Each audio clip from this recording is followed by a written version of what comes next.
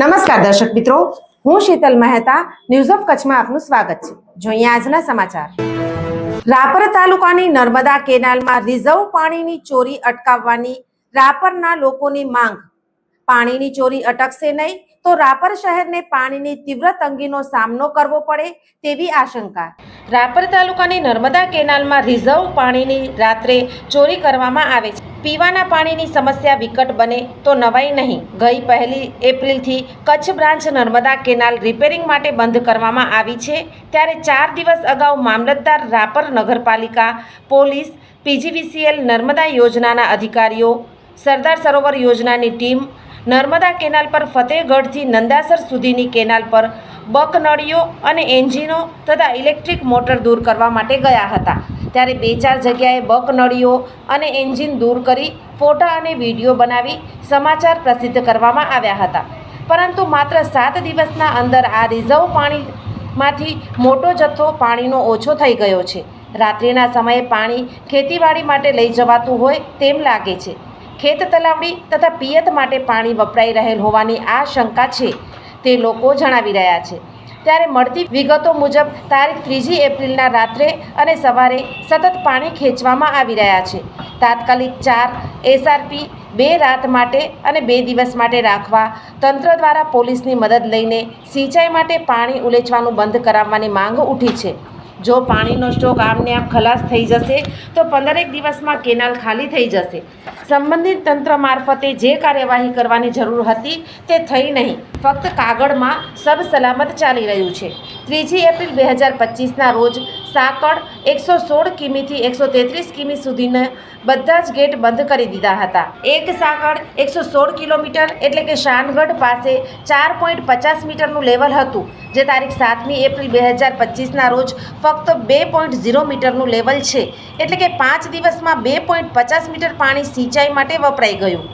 સાંકળ 2માં 119 કિલોમીટર પર એટલે કે સેલારીથી શાનગઢ જતા કેનાલ પર આવતા પુલિયા પાસે તારીખ 3 એપ્રિલે 2025ના રોજ સવારે 3.90 મીટર લેવલ હતું, જે ઘટીને તારીખ 7 એપ્રિલે 2025ના રોજ ફક્ત 1.20 મીટર થઈ ગયું. એટલે કે 5 દિવસમાં 2.70 મીટર વપરાઈ ગયું. સાંકળ 3માં 125 કિલોમીટર પર એટલે કે કેનાલ પર થાન પરથી શક્તિનગર જવાના પુલિયા પર 3 એપ્રિલ 2025ના રોજ સવારે 4.30 મીટરનું લેવલ હતું, તે તારીખ 7 એપ્રિલ 2025ના રોજ સવારે ફક્ત 2.40 મીટર થઈ ગયું છે. એટલે કે 1.90 મીટર વપરાઈ ગયું છે. સાંકળ 4માં 133 કિલોમીટર એટલે કે નંદાસર પાસે 3 એપ્રિલ 2025ના રોજ સવારે 5 મીટર લેવલ હતું, તે ઘટીને તારીખ 7 એપ્રિલ 2025ના રોજ સવારે 4.10 મીટર થઈ ગયું છે. એટલે કે 5 દિવસમાં 90 સેન્ટીમીટર લેવલ વપરાઈ ગયું.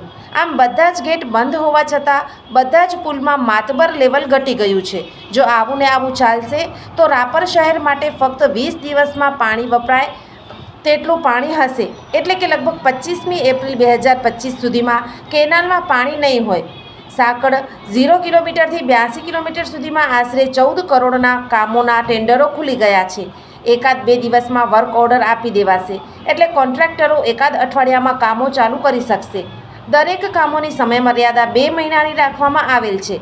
એટલે કે જો 15 એપ્રિલ 2025ના રોજ કામો ચાલુ થાય તો 15મી જૂનના પૂર્ણ થાય. 15મી જૂનના પૂર્ણ થયા બાદ કેનાલમાં પાણી ચાલુ કરવામાં આવે તો કચ્છમાં પહોંચતા બીજા 3-4 દિવસ લાગે. એટલે કે ત્યાં સુધીમાં રાપર શહેરમાં પીવા માટે પાણીની મોટી સમસ્યા ઊભી થવાની દહેશત છે અને અનુમાન પણ છે. માટે હજુ પણ જો વહીવટીતંત્ર દ્વારા કેનાલમાંથી સિંચાઈના પાણી બંધ કરવામાં આવે તો 15 દિવસ વધુ ખેંચી શકાય. એટલે કે 20 દિવસના બદલે 35 દિવસ સુધી પીવા માટે પાણી ચાલી શકે તેવું રાપર શહેરના લોકો આગેવાનોનું અનુમાન છે. જો કેનાલમાં જથ્થો વધ્યો છે તે રાપર શહેર માટે અનામત રાખવા તંત્ર કડક કાર્યવાહી કરે તેવી રાપર શહેરમાંથી માંગ ઉઠી છે. આ કચ્છ નર્મદા કેનાલમાં રાપર તાલુકામાં થતી પાણી ચોરી રોકવા માટે સત્તાવાળાઓ દ્વારા તાત્કાલિક પગલાં લે તેવી માંગ ઉઠી છે.